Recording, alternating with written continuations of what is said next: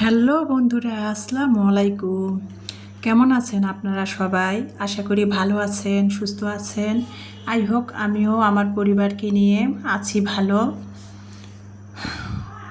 আর কি বলবো বন্ধুরা, এখন বর্তমান যুগে আমাদের ভালো থাকাটাই বড় চ্যালেঞ্জ হয়ে দাঁড়িয়েছে। এখন নানান ধরনের সবাইরে ছোট বড় দেখা যায়, সবাইরে নানান ধরনের নতুন নতুন রোগ বের হয়েছে, যেগুলো আগে কেউ কখনো আমার মায়েরা দাদিরা কল্পনাও করে নাই, যে এগুলা অসুখের কথাও কোনোদিন, রোগের কথাও কোনোদিন শোনে নাই। এখন নানান ধরনের নতুন নতুন মানে রোগ অসুখ বের হয়েছে। তো কি আর বলবো, এখন বর্তমান আমাদের ভালো থাকাটাই হয়ে গেছে বড় চ্যালেঞ্জ আর কি। যেটা বলতেছিলাম, এই যে ভিডিও শুরুতে অনেক বকবক করতেছিলাম, সকালবেলা ইলমাকে তো স্কুলে পৌঁছাই দিয়া, মানে ইলমার তো স্কুলে যাই না, ওকে অটোতে উঠাই দেই, ও স্কুলে চলে যায় এখন। মানে প্রথম প্রথম নতুন নতুন 1 মাস আমার কষ্ট হয়েছে, এখন আমার ইলমাটা আস্তে আস্তে বড় হয়ে যাচ্ছে, এখন বোঝে আম্মুর মায়ের কষ্ট। তো ওকে অটোতে আমি রিজার্ভ করে অটোতে উঠাই দেই, প্রতিদিনে ও স্কুলে যায়। আসার সময় অনেক সময় আমি অনেক মানে খানিকটা রাস্তা এগিয়ে যাই, ইলমা স্কুল থেকে একাই চলে আসে। মেইন কথা কি, ওর স্কুলটা মানে হাইওয়ে রাস্তা পার হইতে খুব রিস্ক হয়ে যায়। আমি বড় মানুষই রাস্তা পার হইতে ভয় পাই, সেখানে ও ছোট একটা বাচ্চা। তো যাই হোক, ওকে আমি টেকনিক শিখিয়ে দিছি, ও ওভাবে অনেক সময় আমার যাইতে লেট হয় বা আমি অনেক সময় যাই না, ওকে বলে দিয়েছি ও একাই আর কি রাস্তা পার হয়, বান্ধবীদের সাথে পার হয়, তারপরে ও বাসায় আসে। অটো করে কোনো দিন আসে, কখনো সব বান্ধবীরা দল বেঁধে হেঁটে আসে স্কুল থেকে। তো যেটা বলতেছিলাম, ওর স্কুলটা প্রায় 1-1.5 কিলো হবে। তো যেটা বলতেছিলাম, 1.5-2 কিলো হবে ওর স্কুলটা আমার বাসা থেকে, যেটা বলতেছিলাম। এই যে ইলমাকে তো স্কুলে দিয়ে আসলাম, তারপরে বাসি ঘর, রুমগুলা গুছা হয়েছিল না, বিছনা তুলা হয়েছিল না, বাসি বিছানা। তো সেগুলো আর কি বিছনা ওই যে তুলে ফেললাম, গুছাই ফেললাম বাসি বিছনাটা, গুছায় তারপরে আর কি রুমগুলা ঝেড়ে নিচ্ছে। আর প্রতিদিনে ফার্নিচার মোছা হয় বা একদিন পর পর মুছলে মনে হয় যে, তারপর কেউ দেখে বিশ্বাস করবে না, মনে করবে যে কত বছর ধরে ফার্নিচার মোছা হয় না, এইরকম অবস্থা। মানে এত ধুলা জমে ফার্নিচারের মধ্যে। আর আমরা দিনাজপুর বালুবাড়িতে থাকি, তো এখানে তো প্রচুর ধুলা দিনাজপুর। আর যাই হোক, আমার মনে হয় কি দিনাজপুর ধুলার জন্য বিখ্যাত, এত ধুলা, চিকন ধুলা। প্রতিদিন ফার্নিচার মুছলেও মনে হয় যে কতদিন ধরে মুছি না, এইরকম ধুলা। আর বিশেষ করে এখন সব দেশে সারা ওয়ার্ল্ডে আর কি ধুলা। এই যে চৈত্র বৈশাখ মাস তো প্রচুর ধুলা হয়। ঘর দুয়ার দিনে 2-3 বার করে ঝাড়ু দিলেও মনে হয় যে ঘর দুয়ার ঝাড়মোছ করা হয়নি, এরকম হয় বাসা বাড়ি। গ্রামের মধ্যে না মোটা ধুলা, আর শহরের মধ্যে কিন্তু চিকন চিকন ধুলা। তো যাই হোক, যেটা বলতেছিলাম, ঘরগুলা আর কি সব রুম, 2 রুমের বিছানাটা, বাসি বিছানাটা তুলে ঝেড়ে ফার্নিচারগুলো কিন্তু আমি গুছিয়ে নিয়েছি, মুছে পরিষ্কার করে নিয়েছি। তারপরে এই যে গ্রাম থেকে যে বাড়িওয়ালা বাড়িতে সিকিউরিটির কাছে আমি দেশি গরুর দুধ রোজ করেছি, তো সে দুধ দিয়া গেল। মানে গতকালকে দুধ দিছিল না, তো তো সেই জন্য আর কি হাফ কেজি করে দুধ রোজ করছি। তো গতকালকে দিছিল না, গতকালকের আর আজকের মিলে মানে 500 গ্রাম করে আর কি 1 কেজি দুধ দিল। তো সেইটা ভাবলাম যে এখন যেহেতু গরম, খুবই গরম, দুধটা বিকালে জাল করব, তো এখন ভাবলাম যে দুধটা আপাতত ফ্রিজে রেখে দেই। তো দুধটা ফ্রিজে রেখে দিলাম। তারপরে এই যে চা খাবো, এখন চা বানাই নিচ্ছিলাম, দেখতে পাচ্তেছেন। তো ইলমার বাবা সবসময় না চা পাতা না, প্যাকেটেরগুলো ইস্পাহানি মির্জাপুর প্যাকেটের আর কি চা পাতাগুলো কিনে নিয়ে আসে, 500 গ্রাম 200 গ্রামের বড় প্যাকেটগুলো।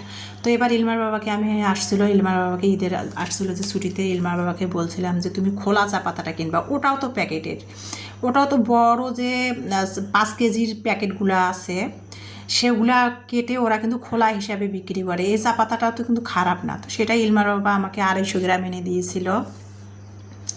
তো যেটাতে সবসময় চা বানার জন্য রাফিউজের জন্য বয়মে ঢালি, তো চা বানাতে চেয়ে দেখি চা পাতা নাই, সেটা ঢেলে নিলাম আমি, নিয়ে চায়ের মধ্যে দিয়ে দিলাম। তো লিকুইড দুধটা রেখে দিলাম, গরুর দুধটা। ইলমার সামনে জন্মদিনে আসতেছে, দুধ কিনবো না, রোজ যে গ্রাম থেকে যে ভাই দুধ দিয়ে যায়, ওই দুধটা জমিয়ে ফ্রিজে জমিয়ে ইলমার জন্য জন্মদিনে পায়েস করব। তো ইলমার জন্মদিনে পায়েস করব, কি করব না করব সেটাও তো আপনারা দেখতেই পাবেন। আপনারা আমার পরিবারের সাথে আছেন, আমার ভালো লাগা মন্দ লাগাগুলো সবই তো আপনাদের সাথে শেয়ার করি। তো সেই জন্য ভাবলাম যে মানে গুঁড়া দুধ আছে, ঈদের মধ্যে ইলমার বাবা 500 গ্রাম মানে হাফ কেজির একটা গুঁড়া দুধের প্যাকেট নিয়ে আসছে।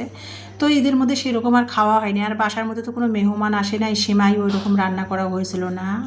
আর আমার বাসাতে ইলমার বাবা শুধু কেন ইমানি ইলমা কিন্তু সেরকম মিষ্টি কেন জানি পছন্দ করে না। তো সেই জন্য আর কি ঈদের দিনে সেমাই রান্না করেছিলাম, তার গুঁড়া দুধটা রয়ে গেছে। তো ভাবলাম যে গুঁড়া দুধ আছে, গুঁড়া দুধ দিয়ে একটু চা বানিয়ে নাস্তা খেয়ে নেই সকালে। তো দেখতে পাচ্ছেন অফ ক্যামেরাতে আমি গ্যাসের ওষুধ খেয়ে নিয়েছি, নিয়ে তারপরে এই যে বাসি ঘর দুয়ারগুলো পরিষ্কার করে গুছিয়ে নিলাম। টেবিলের ক্লথটা তুলে ফেলাইছি ধুবো, ঈদের মধ্যে বিছাও হয়েছিল, টেবিল ক্লথটা ময়লা হয়ে গেছে। এই জন্য আর টেবিলে কোনো টেবিল ক্লথ দেই নাই, কারণ আমার একটা টেবিল ক্লথ একটা সেটেই তো, সেই জন্য আর কেসে দিব, তো এই জন্য তুলে ফেললাম, ময়লা হয়েছে। শুধু গ্লাসটা দেখা যাচ্ছে ডাইনিং টেবিলে, যাক অসুবিধা নাই, সব সময় স্পেশাল হয়ে থাকার লাগবে তার তো কোনো মানে নাই, তাই না? তো ডাইনিংয়ে আর কি এই যে তেলে ভেজে রুটি নিয়েছি, রুটিটা তেলে ভেজেছি একটু, যেহেতু তরকারি নেই কিছু, তেলে ভেজে নিয়েছি। রুটি বানিয়ে তেলে একটু হালকা করে করে তেল দিয়ে ভেজে নিয়েছি, নিয়ে চায়ের মধ্যে ভিজে ভিজে খাচ্ছিলাম। আর সেটাই আর কি আপনাদের সাথে শেয়ার করতেছিলাম। আমার বাড়িওয়ালা ভাইরা গতকালকে তো আপনাদের শেয়ার করছে আতা ফল দিয়েছে। তো আতা ফলটা না আমার মেয়েরা কেউই খায় নাই, একটু শক্ত শক্ত ছিল, তো বাইরে রেখে দিয়েছি। এক রাতে আর কি আতা ফলটা পেকে গেছে, এত গরম পেকে গেছে। তো দুই মেয়েকে বলছে যে তোমার আঙ্কেলেরা বাড়িওয়ালা আঙ্কেলেরা আতা ফল দিয়েছে খাও, তা আমার মেয়েরা খেতেই চায় না। কলা যে কিনে নিয়ে আসি 2 হালা করে, তাও খেতে চায় না। কেন জানি আমার দুই মেয়ে কোনো কিছু ইদানিং জানি খেতেই চায় না। ইলমাটা আগে টুকিটা একটু খাইতো, ইমানিছি ইলমাটা একটু বাসার মধ্যে আর সারাদিন বিস্কিট চানাচুর চকলেট খাইতো, এখন ইলমাটাও জানি কেন কেমন হয়ে গেছে, কোনো কিছুই খেতে চায় না মেয়েটা আমার। এই যে কলা গরমে নষ্ট হয়ে যাচ্ছে, আতা ফল দিয়েছে ভাইয়ারা, সেটাও খেতে চাচ্ছে না। চিল্লাচ্ছিলাম যে ফল খাও, আতা ফল খাও, দেশি ফল ভালো, এই ফলটা ন্যাচারাল, খায় না, কলাগুলাও শুকিয়ে যাচ্ছে। তো যাই হোক আমি আর কি রুটি দিয়ে হালকা করে তেল দিয়ে ভেজে নিয়েছি, একটু পরোটাই হয়ে গেছে। তো সেটা দিয়ে আমি দুধ চা বানিয়ে খেয়ে সকালের নাস্তাটা খেয়ে নিলাম। তারপরে এই যে দেখতেই পাচ্তেছেন রান্না করবো আর কি, গতকালকে মুরগির এগুলো বের করছিলাম, রান্না করিনি, ফ্রিজে রেখে দিয়েছিলাম, সেটাই আজকে রান্না করতেছি। এই যে মুরগির গলা গিলা আর কি ঈদের মধ্যে রোস্টের জন্য মুরগি নিয়ে আসছিলো ইলমার বাবা, সোনালি মুরগিটা, তো সেটা রোস্টের জন্য কেটে রেখে দিয়েছি বড় বড় করে।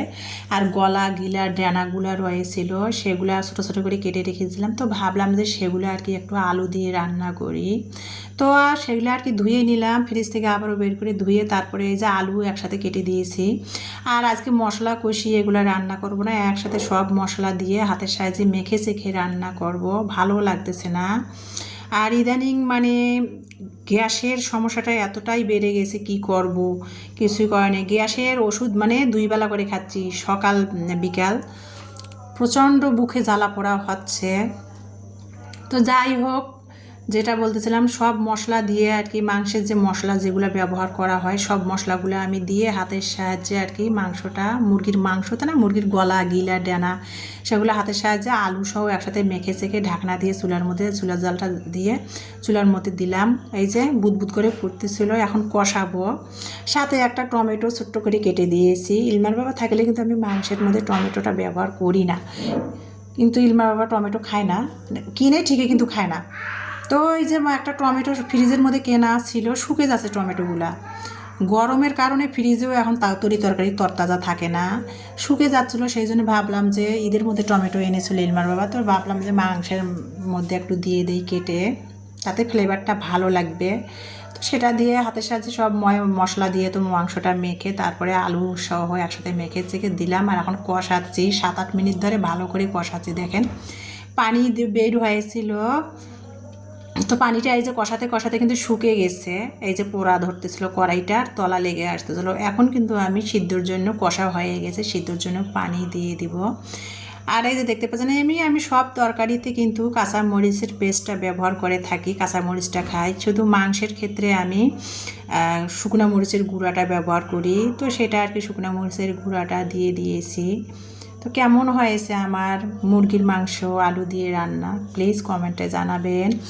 আর বন্ধুরা আপনাদের আর একটা কথাই বলবো, মনে পড়লো, এডিটিংয়ে কণ্ঠ দিতে দিতে এডিটিংয়ে ভয়েস দিতে দিতে কিন্তু ভুলে যাই। আপনাদের সবার হয়ে গেল মুরগির ডানা চামড়াটা, মানে গলা গিলা আলু দিয়ে রান্না। তো ভাজা জিরার গুঁড়া দিলাম, দিয়ে চুলার জালটা বন্ধ করে দিলাম। আর আপনাদের যেটা বলতেছিলাম, আমি কিন্তু যাদের পরিবারে যাই, যাদের ভিডিও দেখি, সবাইরে কিন্তু আমি ভিডিও ফুল ওয়াচ করে দেই। আর ভিডিও ভালো হোক আর খারাপ হোক, ভিডিও যখন দেখবো লাইক কেন দেবো না বলেন তো? কেন? আমি চাই না আমার দ্বারাই অন্যের কারো কোনো ক্ষতি হোক। আপনারাও প্লিজ এই কাজটা করবেন, লাইক দিবেন, কমেন্ট তো করবেন, লাইক দিবেন, সাপোর্ট করবেন। আপনাদের লাইকে কিন্তু একটা ভিডিও করার আনন্দ জাগাবে আমাদের সবাইকে। আপনারা, আমরা, আমি, আপনারা, আপনি, মানে সবার উদ্দেশ্যে বলতেছি, ভিডিও দেখার শুরুতে কিন্তু লাইক দিবেন, লাইক দিয়ে ভিডিওটা কন্টিনিউ করবেন আর ফুল ওয়াচ করবেন।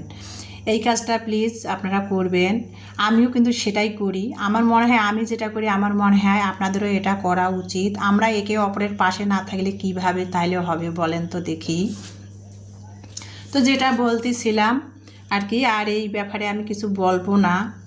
তো যেটা বলতেছিলাম, আমি যার পরিবারে যে আমি কখনো কিন্তু কারো কাছ থেকে হালালভাবে সব কিছু নেওয়ার চেষ্টা করি। আমি সবার পরিবারে যে কিন্তু ভিডিও দেখার আগেই কিন্তু লাইক দিয়ে ভিডিও দেখে কমেন্ট করে তারপরে ভিডিও ফুল ওয়াচ করে চলে আসি। আপনারাও এই কাজটা করবেন। তো যেটা বলতেছিলাম, এই যে সন্ধ্যাবেলা, কিন্তু সন্ধ্যাবেলা বিকেল 5:30টার দিকে ইলমার টিচার চলে গেল। ইলমা স্কুল থেকে চলে আসছে, ফ্রেশ হয়েছে, টিচার এসে প্রাইভেট পড়ে, টিচার 5:30টার দিকে চলে গেছে। তারপরে কিন্তু আমি একটু দিনাজপুর মালদাপট্টি, আমি সবসময় মালদাপট্টি থেকে টুকিটাকি কেনাকাটাগুলো করি। তো কেনাকাটার বলতে ইলমার জনসন ক্রিম ইলমা ব্যবহার করে, ইলমার সাথে আমি কিন্তু রাতের বেলা করে একটু মুখে লাগাই। আমি সারাদিনে বা আমি মুখে কোনো কিছুই আমার স্কিনে ব্যবহার করি না। তো সেটা আর কি ইলমার সাথে আমি চলে আসলাম, ওর জনসন ক্রিমটা শেষ হয়ে গেছে। তো সেটা কেনার জন্য আমি দিনাজপুর মালদাপট্টিতে চলে আসছি, দেখতে পাচ্তেছেন। চলে আসে ইলমার জন্য জনসন ক্রিমটা নিলাম। তো জনসন, যে থাইল্যান্ডের জনসন ক্রিম তো সাধারণত থাইল্যান্ডেরই হয়। তো থাইল্যান্ডের জনসন ক্রিমটা পাওয়াই যাচ্ছে না। ছোটোটা ভাবলাম 350 টাকা দামে যেটা, সেটা কিনবো, তো সেটা পাওয়াই যাচ্ছে না। তো বড়টা 200 মিলিটা নিয়ে আসলো। তো 200 মিলিটা কী হলো, 200 মিলিটার দাম আগে ছিল, তাও যে দোকান থেকে কিনি সেই দোকানে নাই, পাশের দোকান থেকে নিয়ে আসলো। ছোটোটা নাই, বড়টা নিয়ে আসলো 200 মিলিটা। 200 মিলিটা আগে ছিল 600 টাকা, এখন 750 টাকা দাম হয়ে গেছে। জিজ্ঞাসা করলাম যে কেন এত দাম? তো বলতেছে যে সেই মালটা নাকি আসা বন্ধ হয়ে গেছে, পাওয়া যাচ্ছে না, 2 দিন পর নাকি সেটাও পাবো না, এই যে 200 মিলিটাও পাবো না। তো সেটা নিলাম না, চিন্তা করলাম যে না, নিব না, ইলমার বাবা আসুক পরে দেখা যাবে। তো আর একটা নিয়ে আসলাম, সেটা থাইল্যান্ডের না, তো সেটা আর এক দেশের আর কি। সেটা নিয়ে আসলাম, নিয়ে এসে যে দেখতে পাচ্তেছেন, এই যে আমি এখন বাসায় পায়ে হেঁটে চলে আসলাম, অটো আর নেই নাই। আপ ডাউন অটো 30 টাকা ভাড়া। তো কাছেই আর কি, আর সন্ধ্যাবেলা আর কি ঠান্ডায় ঠান্ডায় নিরিবিলি ইলমাসহ গিয়েছিলাম শর্টকাট রাস্তা ধরে। তো এখন শর্টকাট রাস্তা ধরেই চলে আসলাম কনফেকশনারির দোকানে, কিন্তু ইলমার জন্য চকলেট নিলাম। আর এই যে ছোটো ছোটো এগুলো কিন্তু ইলমা পছন্দ করে, মাকড়সার ডিমের মতো। এই যে এটা কি করবে সেটাও আপনাদের দেখাবো। নিলাম একটু, ইলমা পছন্দ করে, আর নিলামও ইমানি ইলমা 2 বোনের জন্য একটু ডেনি মিল্ক চকলেটগুলো 20 টাকা দামের নিলাম। আর কিছু আর কি মিনি চকলেট নিয়েছি ইলমার জন্য, ফ্রিজে রেখে দিব। আর এই যে এগুলো 2 বোন খাবে, এগুলো যদিও আমি কিনি না, তারপরও খায় ওরা বরফগুলা ঠান্ডার মধ্যে। কুলফি আইসক্রিমটা দোকানে খুঁজলাম, পাইলাম না, তো এই যে বরফগুলা নিলাম, আইস ললি বলে, ওগুলাকে নিলাম। কোকা কোলা এখন খাওয়া যদিও নিষেধ, কিন্তু লাগবে, আমার এমার্জেন্সি একটা লাগবেই আর কি, সেটা নিলাম।